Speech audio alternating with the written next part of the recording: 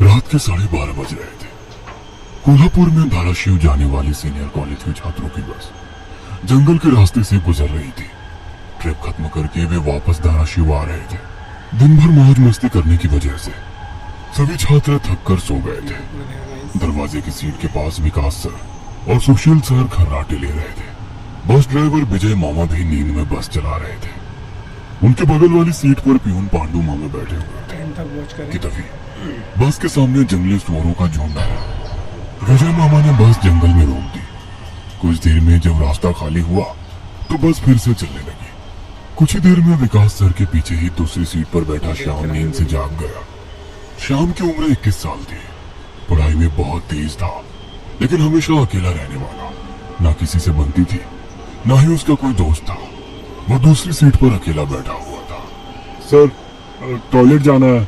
Sir ने आधी आंखें खोलकर खिड़की से बाहर देखा। बस अभी भी जंगल में ही थी। थोड़ी देर बैठ जाओ, जब जंगल खत्म होगा तब मुझे उठा दो, मैं बस रोक दूंगा। वे बोले और फिर आंखें बंद कर सो गए। श्याम बस की खिड़की से बाहर देखने लगा और जंगल खत्म होने का इंतजार करने लगा। कुछ ही देर में जंगल खत्म हुआ और बस वीरान जगह पर आ गई। उसने विकास सर को जगा दिया और उन्होंने ड्राइवर से बस को रोकने के लिए कहा। जैसे ही बस रुकी, विकास सर बोले, किसी को टॉयलेट होना है तो अभी उतर जाओ, वरना बस सीधे धाराशिव जाकर ही रुकेगी। आवाज सुनकर पिछली सीट पर बैठा श्रीकांत नींद से जाग गया। विकास सर टॉर्च लेकर पहले बस से बाहर उतर गए। उनके पीछे पीछे श्याम और श्रीकांत भी उतरे और वो दोनों अलग अलग झाड़ी के पीछे टॉयलेट करने गए। श्याम टॉयलेट करके वापस आया, लेकिन श्रीकांत अभी भी नहीं आया था कि तभी श्रीकांत जोर से चिल्लाया। उसकी आवाज सुनकर विकास सर और श्याम उसकी ओर भागे, लेकिन तभी श्रीकांत झाड़ी से बाहर आया। क्या हुआ? क्यों चिल्लाए थे? कुछ नहीं सर, चप्पल से होकर कांटा पैर में चुभा। उसकी आवाज सुनकर ड्राइवर और पियून भी नीचे उतरे थे।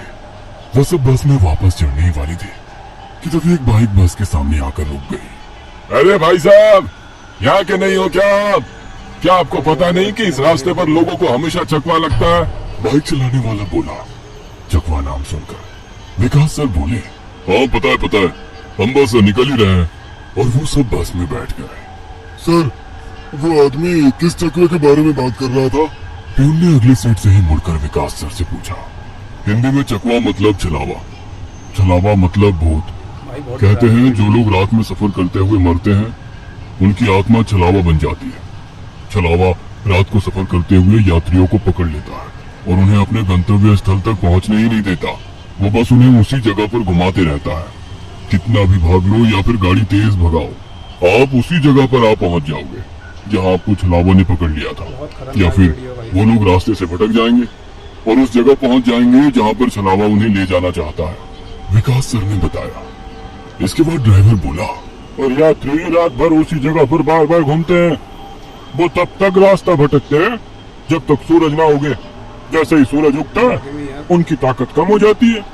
मेरे कुछ ड्राइवर दोस्त हैं, उनको भी छलावे ने पकड़ लिया था।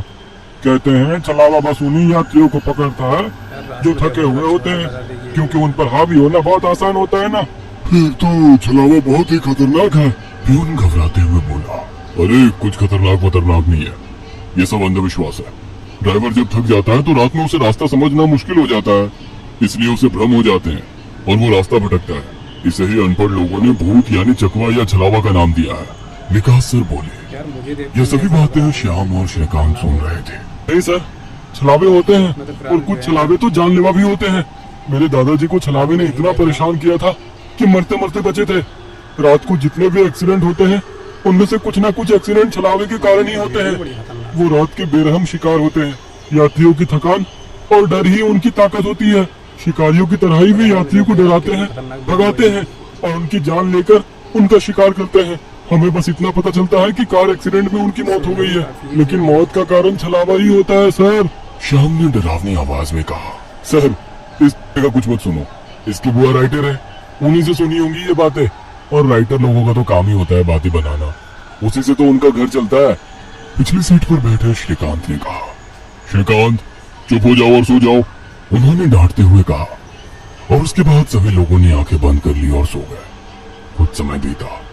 श्याम अभी भी जाग रहा था और खिड़की से बाहर देख रहा था।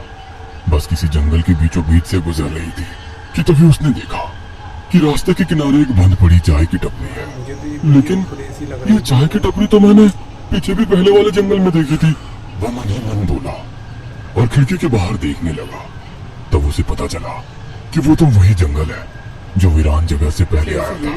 सुनने में वो ये भागते देखने हुए में मजा ड्राइवर के बहुत पास आ रहा गया। विजय मामा नींद में बस चला रहे है। थे। ये सुनने बीच बीच में आंखें झपका रहे थे। विजय मामा, बस कौन से जंगल में है? माहौल हो रहा है। होगी किसी जंगल में। रास्ते में जंगल कम है क्या? नहीं मामा, हम वापस उसी जंगल में पहुंच गए हैं जहाँ पर बस के सामने जंगली सुअर आ गए थे।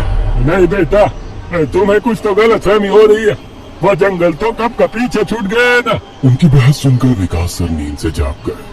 क्या हुआ श्याम? सर, हमें छलावा लग चुका है। उसने हमें पकड़ लिया है क्योंकि बस वापस उसी जंगल में आई है जहाँ से पहले गुजरी थी। लेकिन विकास सर भी ड्राइवर की तरह उस पर विश्वास नहीं कर रहे थे। सर, अगर आपको मेरी बात पर यकीन नहीं हो रहा है तो बाहर देखो। अभी कुछ देर रास्ते के किनारे एक ट्रक दिखाई देगा जो एक्सीडेंट में पलटी हो चुका है। और कुछ ही देर में रास्ते के किनारे सभी को पलटी हुई ट्रक दिखाई दी। ये देखकर सभी हैरान हो गए थे।